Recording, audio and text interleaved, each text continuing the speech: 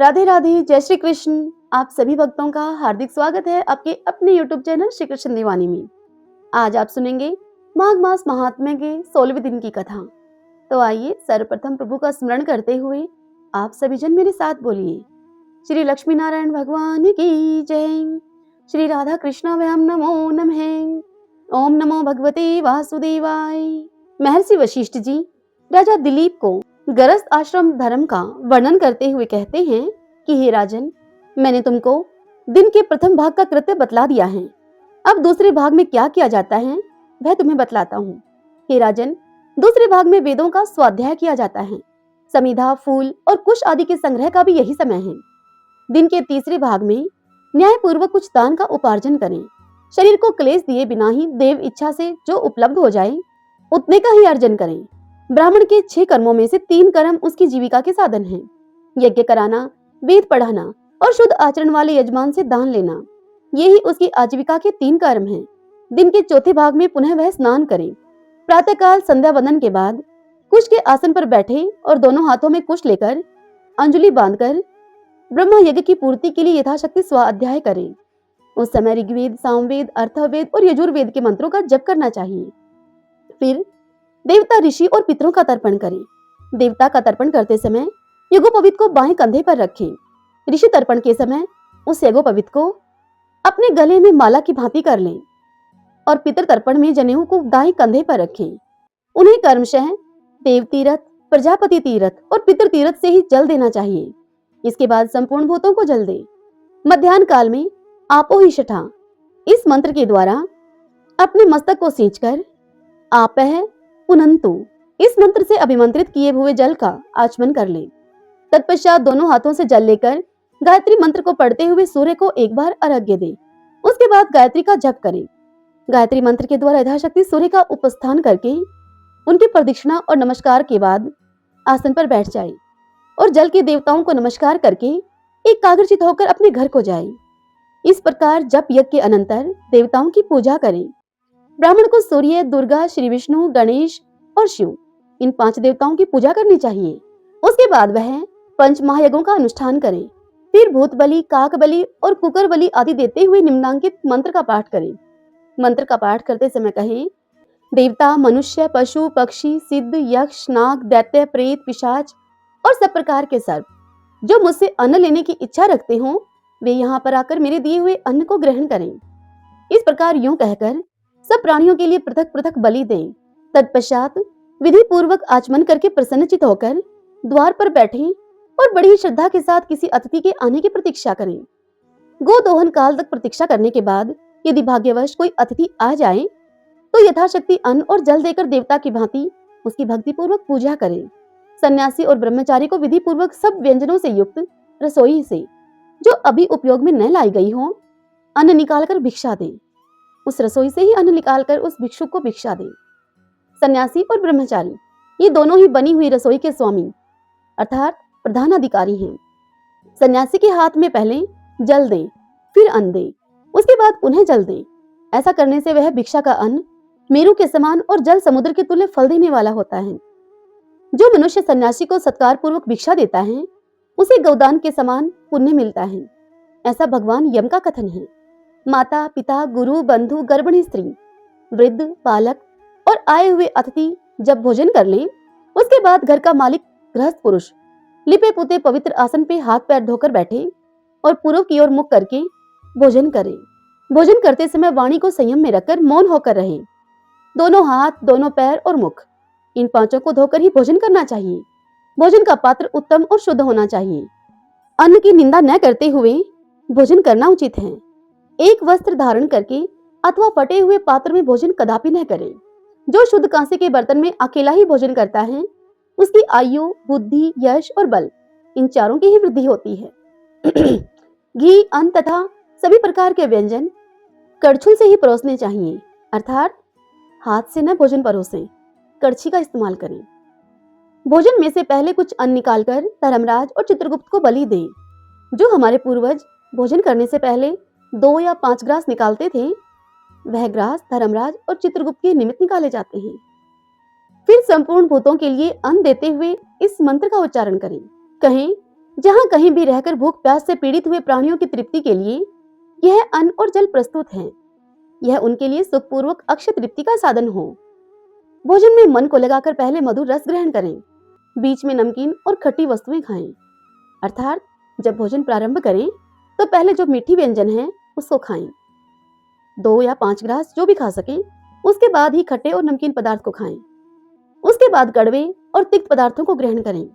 पहले रसदार चीजें खाएं, बीच में गरिष्ठ अन्न को भोजन करें और अंत में पुनः द्रव्य पदार्थ ग्रहण करें। इससे मनुष्य कभी भी बल और आरोग्य से हीन नहीं होता। सन्यासी को 8 ग्रास, वनवासी को 16 ग्रास और गृहस्थ को 32 ग्रास भोजन करने चाहिए। ब्रह्मचारी के लिए ग्रासों की कोई नियत संख्या नहीं है। द्विज को उचित है कि वह शास्त्र विरुद्ध भक्ष्य भोज्य आदि पदार्थों का सेवन न करे। सूखे और बासी अन्न को भोजन करने के योग्य नहीं बतलाया गया है। भोजन के बाद शास्त्रों में बताई हुई विधि से आचमन करके अपने हाथ और मुख की शुद्धि करें। मिट्टी और जल से खूब मलमल कर धोएं। तदंतर कुल्ला करके अपने दांतों के भीतरी भाग का, उनकी संधियों का तिनके आदि की सहायता से शोधन करें। फिर आचमन करके पात्र को हटा दें और कुछ भीगे हुए हाथ से मुख और नासिका का स्पर्श करें।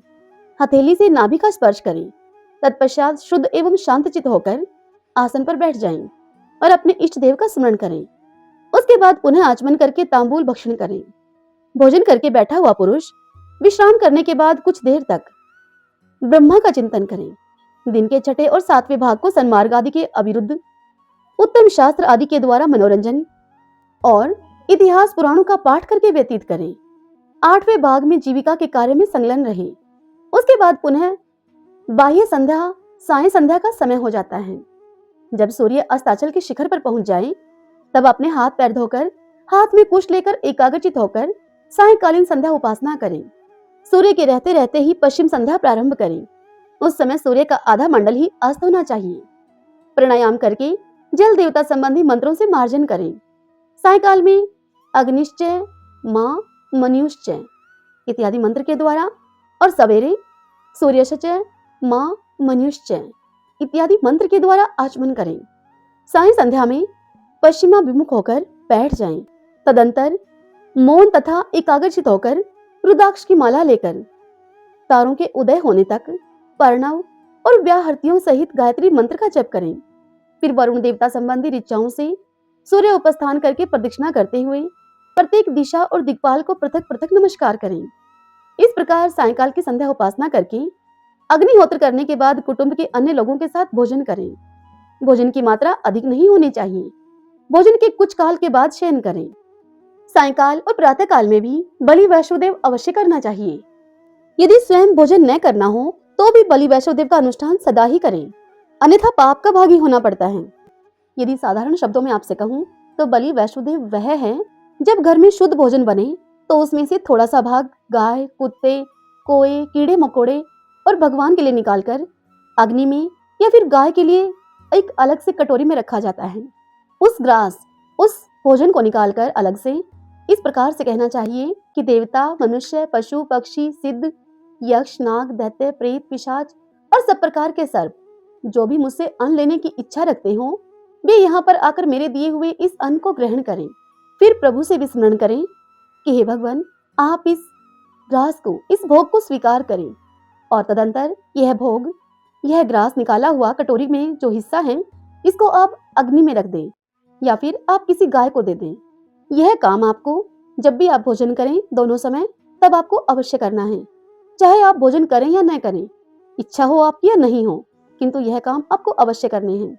क्योंकि जो भगवान विष्णु को सर्वोच्च मानते हैं वे मनुष्य इन पौराणिक वैष्णव परंपराओं का, शास्त्र में लिखी हुई इन बातों का अनुसरण करते हैं, इनका पालन करते हैं। बलि वैष्णोदेव का तात्पर्य किसी पशु की बलि देना नहीं है, बल्कि यह 5 महायज्ञों अर्थात 5 अनिवार्य यज्ञ जो कि गृहस्थों के लिए बताए गए हैं उनमें से एक है। तो यह कार्य आपको प्रतिदिन करना है। आइए अब हम कथा की ओर चलते हैं। जब घर में कोई अतिथि आ जाए तो गृहस्थ पुरुष अपनी शक्ति के अनुसार उस अतिथि का यथोचित सत्कार करें।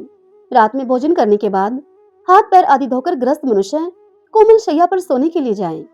शैया पर तकिए का होना आवश्यक है।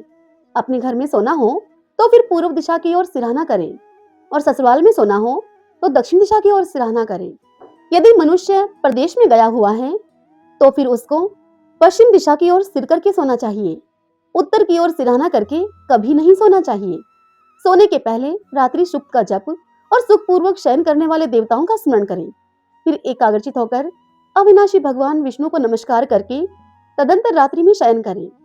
अगस्त्य, माधव, महाबली, मुचकुंद, कपिल तथा आस्तिक मुनि ये पांचों सुखपूर्वक शयन करने वाले हैं। मांगलिक वस्तुओं से भरे हुए जलपूर्ण कलश को सिरहाने की ओर रखकर वरुण देवता संबंधी वैदिक मंत्रों से अपनी रक्षा करके सोए। ऋतुकाल में पत्नी के साथ समागम करें। सदा अपनी स्त्री से ही अनुराग रखें।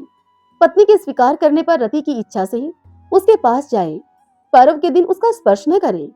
रात्रि के पहले और पिछले पहर को वेदाभ्यास में व्यतीत करें और बीच के दोनों पहरों में शयन करें। ऐसा करने वाला पुरुष ब्रह्म स्वरूप हो जाता है। इतनी बात बताकर महर्षि वशिष्ठ जी राजा दिलीप से आगे कहते हैं कि हे राजन, जो कुछ आपको बतलाया गया है वह सारा कर्म गृहस्थ को प्रतिदिन करना चाहिए। यह गृहस्थ आश्रम का लक्षण है। संपूर्ण वेदोक्त सदाचार से युक्त यह गृहस्थ आश्रम का लक्षण मैंने तुम्हें संक्षेप से बता दिया है। अब तुम पतिव्रताओं के लक्षण सुनो। हरि ओम तत्सत। ओम नमो नारायण। ओम नमो नारायण। आज की ये कथा बहुत रोचक होने वाली है। आप ध्यान पूर्वक सुनिएगा। बात बहुत पुरानी है।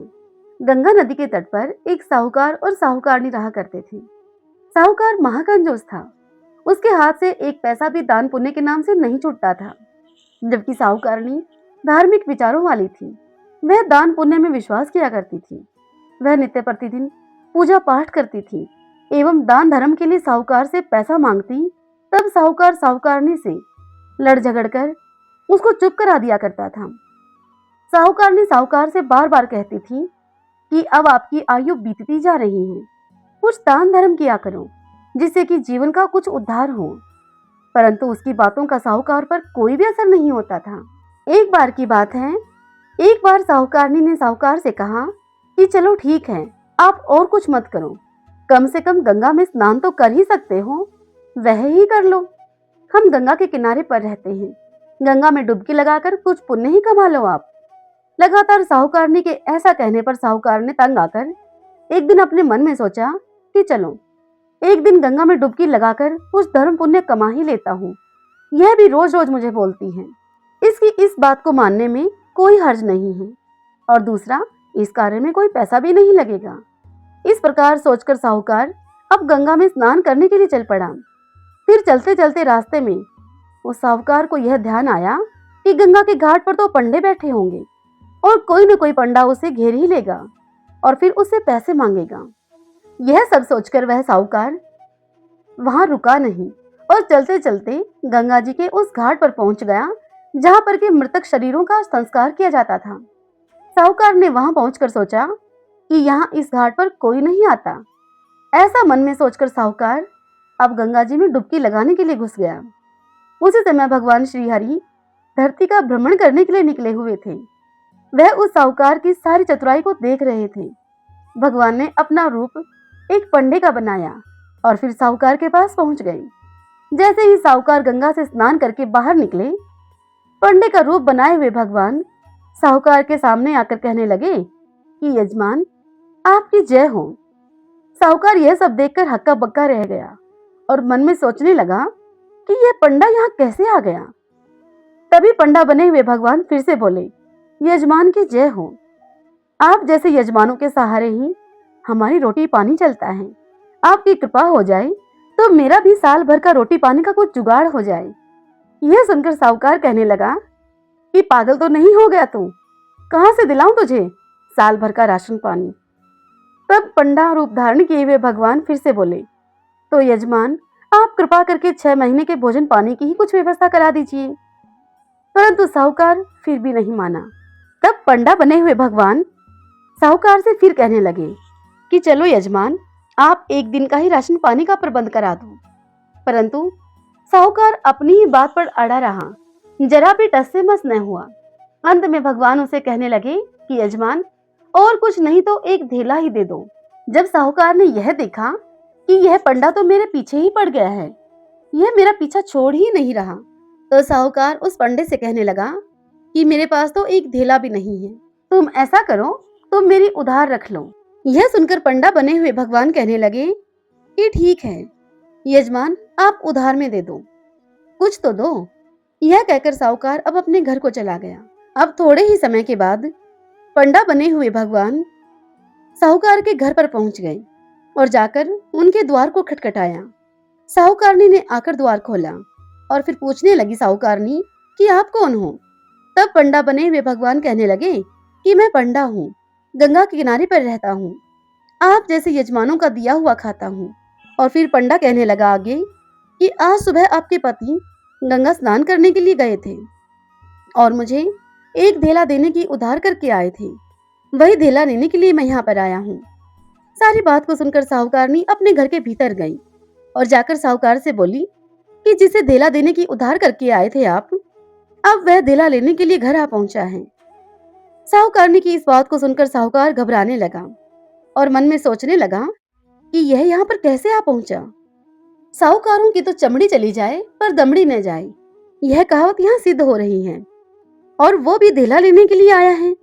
साहूकार अब मन ही मन सोचने लगा और घबराने लगा और फिर मन में कुछ सोचकर वह साहूकारनी से बोला कि तुम उससे जाकर कह दो कि मेरी तबीयत ठीक नहीं है, मैं बीमार हूँ, अभी नहीं मिल सकता मैं उससे, तुम फिर किसी दिन आना। साहूकारनी ने बाहर जाकर उस पंडे को यह बात कह दी। साहूकारनी बोली कि मेरा पति बीमार है, तुम फिर कभी आना।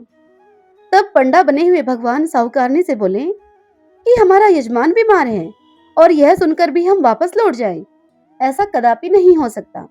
मैं अपने यजमान के लिए यहीं पर रहकर उनके निमित्त पूजा पाठ करूंगा, आप मेरे लिए भोजन की व्यवस्था करा दो। साहूकारनी उस पंडे की इस बात को सुनकर अब घर के भीतर गई और साहूकार से जाकर कहने लगी कि वह तो बोल रहा है कि मैं नहीं जाऊंगा, मेरे लिए तुम भोजन बनाओ, मैं यजमान के लिए पूजा पाठ करूंगा।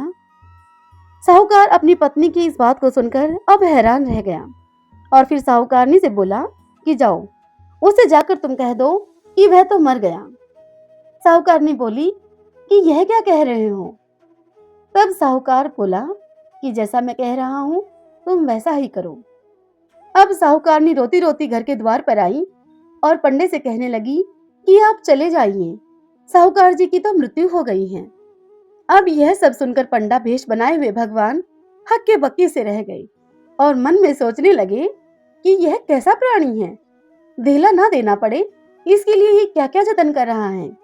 परंतु भगवान भी कहाँ मानने वाले थे।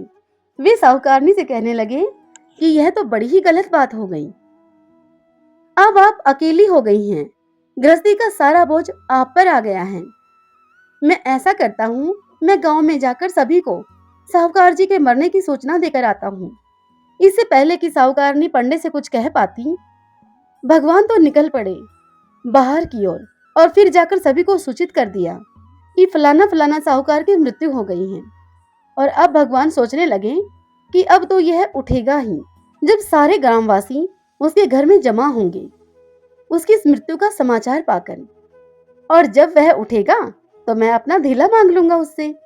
लेकिन साहूकार भी धेला देने को तैयार नहीं था। अब साहूकार के घर में उनके गांववासी इकट्ठे होकर उसे लेकर जाने की तैयारियां करने लगे, लेकिन फिर भी साहूकार उठा नहीं, वह मृतक की भांति ही वहां पड़ा रहा। अभी सभी मिलकर सभी तैयारियां करके साहूकार को शमशान लेकर पहुंच गए। अब साहूकार को चिता पर लेटा दिया गया, परंतु साहूकार टस से मस न हुआ। अब साहूकार को अग्नि देने की तैयारियां होने लगी। अब वहां खड़े हुए पंडे का वेश धारण किए हुए भगवान मन में सोचने लगे कि यह कैसा आदमी है, जीवन देने को तैयार है परंतु धेला नहीं देगा। अब जैसे ही लोग साहूकार को अग्नि देने लगे, तभी पंडा बने हुए भगवान बोले, रुको रुको, मुझे इसके कान में कुछ कहना है। और फिर भगवान साहूकार की चिता के पास जाकर साहूकार के कान में कुछ ऐसे बोले। पंडे बने हुए भगवान ने कहा कि मैं तो बैकुंठ से आया हूँ, द्वारकाधीश मेरा नाम है, तू जो मांगना चाहता है सो मुझसे मांग ले, मैं तुझे सब कुछ देने को तैयार हूँ। ऐसा सुनकर साहूकार ने सोचा कि यह तो भगवान मेरे समीप आ गए हैं, और यह सोचकर साहूकार ने झट से अपनी आंखें खोल ली। और फिर साहूकार ने पंडे को अपने सामने खड़ा हुआ पाया और मन में सोचने लगा, साहूकार कि यह तो वही पंडा है जिसे मैंने धेले की उधार की हुई है। अब यह धेला मांगेगा। यह सोचकर साहूकार ने फिर से अपनी आंखें मूंद ली। तब पंडा बने हुए भगवान साहूकार से बोले कि आंखें खोल साहूकार, मैं तुझसे कुछ मांगने नहीं आया, मैं तो तुझे कुछ देने के लिए आया हूँ। मैं तुझे कुछ देना चाहता हूँ। तूने तो मुझे एक धेला भी नहीं दिया, लेकिन आज मुझसे तू जो कुछ मांगेगा वह सब आज तुझे मिलेगा। धन दौलत सुख ऐश्वर्य जो तेरा जी चाहे सो मांग ले मुझसे, तुझे वह सब कुछ दूंगा मैं। तब साहूकार बोला, जो मैं मांगूंगा वह सब मुझे दोगे? तब भगवान बोले, हाँ, तुम्हें वह सब मिलेगा। तब साहूकार बोला कि जो मैंने तुम्हें धेला देने की उधार की थी, तुम्हें धेला उधार दिया था, वह मेरा धेला मुझे तुम वापस दे दो। भगवान साहूकार की बात को सुनकर अब मंद मंद मुस्कुराने लगे और बोले कि वाह रे मानव, तेरा स्वभाव, मैं तो तेरा उद्धार करने के लिए यहाँ पर आया था और यहाँ भी तूने अपना ही दिमाग लगा लिया। और फिर ऐसा कहकर पंडा रूप धारण किए हुए भगवान द्वारकाधीश अंतर्ध्यान हो गए। भगतजनों, जीवन में अपने हाथ से किया गया दान और अपने मुख से लिया हुआ प्रभु का नाम, यही साथ जाएगा, बाकी सब तो यही रह जाएगा। इसलिए इस जीवन के उद्धार के लिए जो और जितना सामर्थ्य के अनुसार दान धर्म हो सके अवश्य किया करें। भगवान के नाम का सुमरण करो। सभी बोली द्वारकाधीश भगवान की जय। सोमवार व्रत कथा। एक बहुत धनवान साहूकार था जिसके घर में धन आदि किसी प्रकार की कोई कमी नहीं थी, परंतु उसको एक ही दुख था कि उसके कोई पुत्र नहीं था। वह इसी चिंता में दिन रात रहा करता था। वह पुत्र की कामना के लिए प्रत्येक सोमवार को शिवजी का व्रत करता एवं पूजन किया करता था तथा सायंकाल को शिव मंदिर में जाकर शिवजी भगवान के श्री विग्रह के सामने दीपक जलाया करता था। उसके इस भक्ति भाव को देखकर एक दिन श्री पार्वती जी ने भगवान शंकर से कहा कि हे महाराज, यह साहूकार आपका अनन्य भक्त है और सदैव ही आपका व्रत और पूजन बड़ी ही श्रद्धा के साथ करता है। इसकी मनोकामना तो आपको पूर्ण करनी चाहिए। यह सुनकर शिवजी ने कहा कि पार्वती, यह संसार कर्म क्षेत्र है। जैसे किसान खेत में जैसा बीज बोता है, ठीक वैसा ही फल काटता है। उसी तरह से इस संसार में जो जैसा कर्म करते हैं वैसा ही फल भोगते हैं। पार्वती जी ने अत्यंत आग्रह से फिर से कहा, हे महाराज, जब यह आपका अनन्य भक्त है और इसको अगर किसी प्रकार का कोई दुख है तो वह दुख आपको अवश्य दूर करना चाहिए, क्योंकि आप सदैव ही अपने भक्तों पर दयालु होते हैं और उनके दुखों को दूर करते हैं। यदि आप ऐसा नहीं करेंगे तो फिर मनुष्य आपकी सेवा और आपका व्रत भला क्यों करेंगे। देवी पार्वती का इस प्रकार का आग्रह देखकर अब शिवजी महाराज कहने लगे कि हे पार्वती, इसके कोई पुत्र नहीं है। इसी चिंता में यह अधिक दुखी रहता है। इसके भाग्य में पुत्र न होने पर भी मैं इसको पुत्र की प्राप्ति का वरदान देता हूँ, परंतु इसका वह पुत्र केवल 12 वर्ष तक जीवित रहेगा। इसके बाद वह पुत्र मृत्यु को प्राप्त हो जाएगा। इससे अधिक मैं इसके लिए और कुछ नहीं कर सकता हूँ। ये सब बातें वह साहूकार भी सुन रहा था। इससे उस साहूकार को ना ही तो कोई प्रसन्नता हुई और ना ही कोई दुख हुआ। वह साहूकार जैसा पहले था शिवजी भगवान का व्रत और पूजन करता रहा, ठीक वैसे ही इस बात को सुनने के बाद भी वह लगातार करता रहा। कुछ काल के बीत जाने पर साहूकार की स्त्री अब गर्भवती हुई और 10वें महीने में साहूकार की स्त्री को एक सुंदर पुत्र रतन की प्राप्ति हुई। साहूकार के घर में बहुत खुशियां मनाई गई, परंतु साहूकार ने उसकी आयु केवल 12 वर्ष की जानकर कोई अधिक प्रसन्नता प्रकट नहीं की और ना ही किसी को यह भेद ही बताया। जब वह बालक 11 वर्ष का हो गया तो उस बालक की माता ने उसके पिता से उसके विवाह आदि के लिए कहा। तब साहूकार कहने लगा कि अभी मैं इसका विवाह नहीं करूंगा, अपने इस पुत्र को मैं काशी जी पढ़ने के लिए भेजूंगा। फिर साहूकार ने अपने साले को बुलवाकर उसको बहुत सा धन देकर अपने साले से कुछ इस प्रकार कहा। साहूकार ने अपने साले से कहा कि तुम इस बालक को काशी जी पढ़ने के लिए लेकर जाओ और रास्ते में तुम जिस स्थान पर भी रुको वहां पर यज्ञ करते और ब्राह्मणों को भोजन करवाते हुए जाना। अब वे मामा भांजे काशी जी जाने के रास्ते में जहां पर भी रहने के लिए रुकने के लिए पड़ाव डालते, वहां पर भी यज्ञ करते और ब्राह्मणों को भोजन करवाते। जा ही रहे थे कि रास्ते में उनके एक शहर आया। उस शहर में उस राजा की कन्या का विवाह था और दूसरे राजा का लड़का जो कि विवाह कराने के लिए बारात लेकर आया था, वह एक आंख से काना था। यह जानकर उसके पिता को इस बात की बड़ी ही चिंता थी कि कहीं हमारे इस काने वर को देखकर कन्या के माता पिता विवाह में किसी प्रकार की कोई अड़चन न पैदा कर दे। इस बात को जानकर जब उसने अति ही सुंदर सेठ के लड़के को देखा तो अपने मन में यह विचार किया कि यह लड़का कितना सुंदर है और मेरे पुत्र की उम्र का भी है, क्यों न दरवाजे के समय इस लड़के से वर का काम चलाया जाए। अपने मन में ऐसा सोचकर वह दूसरा राजा, वह उस वर का पिता, अब उस लड़के के मामा से बात करने लगा और उसने सारी बात उस लड़के के मामा से बताई। लड़के का मामा राजी हो गया। फिर उस लड़के को वर के कपड़े पहना दिए गए और घोड़ी पर चढ़ाकर दरवाजे का काम करवाया गया और सब कार्य प्रसन्नता से पूर्ण हो गए। फिर वर के पिता ने सोचा कि यदि विवाह कार्य भी इसी लड़के से संपन्न करा लिया जाए तो क्या बुराई है। ऐसा विचार करके लड़के और उसके मामा से कहा उस राजा ने कि यदि आप पैरों का काम और कन्यादान का काम भी करवा दें तो आपकी बड़ी ही कृपा होगी और मैं इसके बदले में आपको बहुत सा धन दूंगा। तो उन्होंने यह भी स्वीकार कर लिया और विवाह का कार्य भी अच्छी तरह से संपन्न हो गया।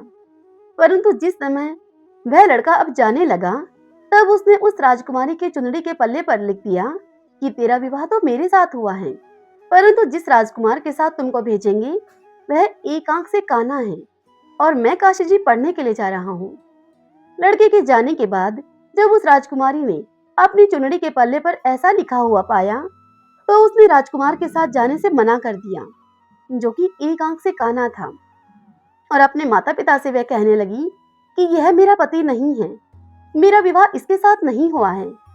जिसके साथ मेरा विवाह हुआ है वह तो काशी जी पढ़ने के लिए गए हैं। अब राजकुमारी के माता पिता ने अपनी कन्या को विदा नहीं किया और बारात वापस चली गई। उधर सेठ का लड़का और उसका मामा अब काशी जी पहुंच गए। वहां जाकर उन्होंने यज्ञ करना और लड़के ने अपना पढ़ाई कार्य शुरू कर दिया। जब लड़के की आयु 12 साल की हो गई, उस लड़के को काशी जी में रहते हुए 1 साल व्यतीत हो गया। उसी दिन उन्होंने यज्ञ रच रखा था। यज्ञ करते समय अब लड़के की तबीयत खराब होने लगी। तब लड़के ने अपने मामा से कहा कि मामा जी, आज मेरी तबीयत कुछ ठीक नहीं है, मुझे कुछ ठीक नहीं लग रहा है। तब उसके मामा ने कहा ठीक है, तुम अंदर जाकर सो जाओ। अब लड़का अंदर जाकर सो गया और थोड़ी ही देर के बाद उस लड़के के प्राण पखेरु उड़ गए, अर्थात उसकी मृत्यु हो गई। जब उसके मामा ने भीतर आकर देखा तो वह लड़का मुर्दा पड़ा था। यह देखकर उसके मामा को बहुत दुख हुआ, किंतु मामा ने यह सोचकर कि अगर मैं अभी रोना पीटना मचा दूंगा तो यज्ञ का कार्य अधूरा रह जाएगा। अतः उसके मामा ने जल्दी से यज्ञ का कार्य समाप्त करके ब्राह्मणों के घर से जाने के बाद अब उस मामा ने रोना पीटना आरंभ कर दिया। संयोगवश उसी समय शिवजी और माता पार्वती उधर से जा रहे थे। जब उन्होंने इस प्रकार से जोर जोर से रोने की आवाज सुनी तो माता पार्वती कहने लगी भगवान शंकर से, महाराज कोई दुखिया रो रहा है, इसके कष्ट आप दूर कीजिए। जब शिवजी पार्वती जी ने पास जाकर देखा तो वहां पर एक लड़का मुर्दा पड़ा था। पार्वती जी कहने लगी, महाराज यह तो उसी सेठ का लड़का है जो आपके वरदान से पैदा हुआ था। तब शिवजी कहने लगे कि पार्वती, इस लड़के की आयु इतनी ही थी, सो ये भोग चुका है। तब पार्वती जी कहने लगी कि महाराज इस बालक को और आयु दो, नहीं तो इसके माता पिता तड़प तड़प कर मर जाएंगे। देवी पार्वती के बार बार आग्रह करने पर शिवजी ने अब उसको जीवन वरदान दिया और शिवजी महाराज की कृपा से वह लड़का पुनः जीवित हो गया।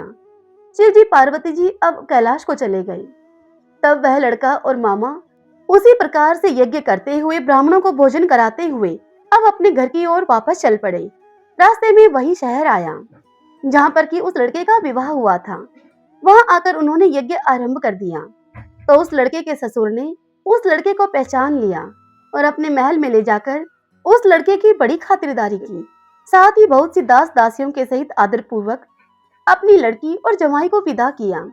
जब वह लड़का अपने शहर के निकट आया तब उसके मामा ने कहा कि मैं पहले तुम्हारे घर जाकर यह खबर देकर आता हूँ, तब तक तुम यहीं पर रुको।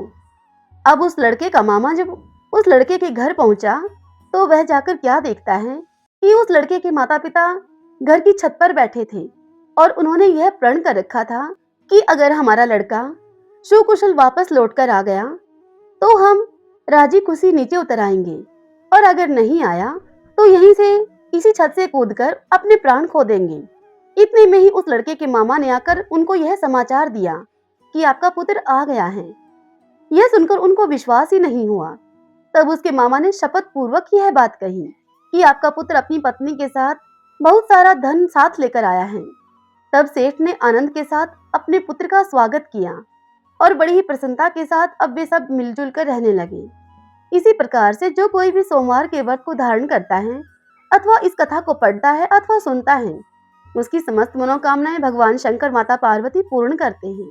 बोलिए भगवान शंकर माता पार्वती की जय। कृष्ण गोविंद हरे मुरारी, हे नाथ नारायण वासुदेव। श्री कृष्ण गोविंद हरे मुरारी, हे नाथ नारायण वासुदेव। श्री कृष्ण गोविंद हरे मुरारी, हे नाथ नारायण वासुदेव। श्री कृष्ण गोविंद हरे मुरारी, हे नाथ नारायण वासुदेव। श्री कृष्ण गोविंद हरे मुरारी, हे नाथ नारायण वासुदेव। बोलिए श्री कृष्ण भगवान की जय। श्री लक्ष्मी नारायण भगवान की जय। आज की यह कथा आप सबको कैसी लगी? यदि पसंद आई हो तो इस वीडियो को लाइक करें, कमेंट बॉक्स में ओम नमो भगवते वासुदेवाय लिखें। और यदि आपने अभी तक हमारे इस चैनल श्री कृष्ण दीवानी को सब्सक्राइब नहीं किया है तो आप जरूर करें। अपने व्हाट्सएप ग्रुप और अपने प्रिय मित्रों के साथ भी इस कथा को आप शेयर कीजिए। राधे राधे, जय श्री कृष्ण। कल मिलते हैं एक नई कथा के साथ।